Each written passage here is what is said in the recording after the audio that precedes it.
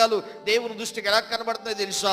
దొంగల గృహగా కనబడుతుంది. దేవునికి ఇవ్వాల్సిన సమయాన్ని దొంగిలిస్తున్న వారు. సంఘమా, ఆయన ఈ ఉదయకాలం విడిచి వెళ్ళిపోవడానికి కారణం ఒకటి, దేవుని స్థానం సేవకుడిది అయిపోయింది, దేవుని స్థానం కమిటీ వారిది అయిపోయింది. దేవుని స్థానం బలత్కారం అయిపోతుంది. కొంతమంది చెప్పు చేతల్లోకి ఆయన మహిమ కలిగిన అగ్ని సంఘం వెళ్ళిపోతా ఉంది. అందుకే ఆయన విడిచి వెళ్ళిపోతున్నారు. రెండవది, ప్రార్థనా మందిరం అనండి ఒకసారి. మందిరంలో ఏముండాలి? ఎక్కువ ప్రార్థన, ఆరాధన, ధూపం ఎప్పుడు వెళ్తుండాలి. స్తుతి, కీర్తన, నైవేద్యం, ప్రార్థన, నైవేద్యం. ఉదయకాలం స్తోత్ర బలి, సాయంత్రం నైవేద్యపు బలి నిరంతరం ఉండాలి. ఉదయం సాయంత్రం బలి అర్పిస్తూ ఉండాలి. బలిపేట మీద అగ్ని ఆరడానికి వీలు లేదు. స్తోత్రం కలుగును గాక.